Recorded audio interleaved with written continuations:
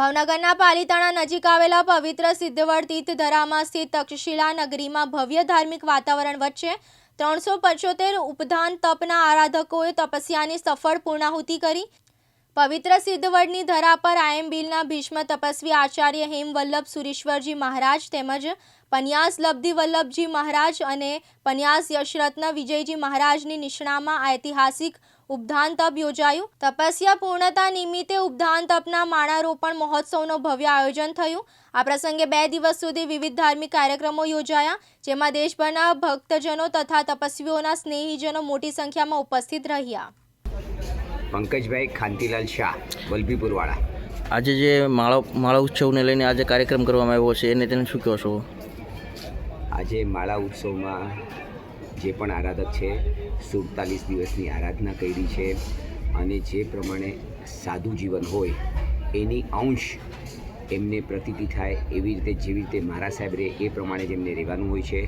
અને બધા લોકો આરાધકો બહુ જ આજ માળનો દિવસ છે, 47 દિવસ પૂરા થઈ ગયા છે અને આજે માળના દિવસથી આ બધા આરાધકો બહુ ખુશીમાં છે અને એ લોકોને આત્માની અનુભૂતિનું જે સ્પર્શ થયો છે સિદ્ધવડ ભૂમિમાં, એની માટે અમને ખૂબ જ આનંદ છે। કેટલા આરાધકો હતા? 375 આરાધક હતા। અને આપના દ્વારા ચાતુર્માસ પણ કરવામાં આવ્યું છે, તેમાં લઈને શું કહો છો? ચાતુર્માસ 50 દિવસનું અને 4 મહિનાનું બંને ચાતુર્માસ હતું અને ચાતુર્માસમાં પણ લોકોએ બધાને 22 કલાકનું મૌન હતું, મોબાઈલ યુઝ કરવાનો નહોતો, સફેદ વસ્ત્ર પરિધાન હતા।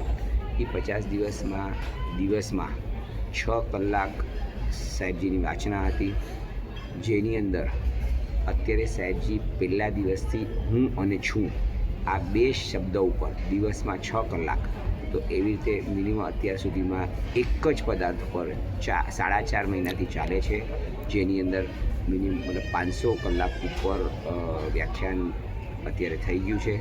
પણ એ જ પદાર્થ પર લોકોને, બધા આરાધકોને આ મૌન માટે અને જે આત્મા વિશે સાહેબજી કહે છે એમાં બહુ જ રસ છે, જેની અંદર યંગસ્ટર છે એને બહુ જ વધારે પડતો આનંદ છે। અત્યારે 8 વર્ષનો છોકરો છે, એને આપણે સાહેબજીને એમ કહીએ ને કે એને ક્વેશ્ચન આન્સર પૂછતા જોઈએ તો આપણને ખુશી થાય કે આટલા નાના બાળકને પણ આવી રીતની આત્માની અનુભૂતિની અત્યારે એને વધારે પડતી જાણ છે। ગૌતમ ગોસ્વામી, દિવ્યાંગ ન્યૂઝ, પાલીતાણા, ભાવનગર।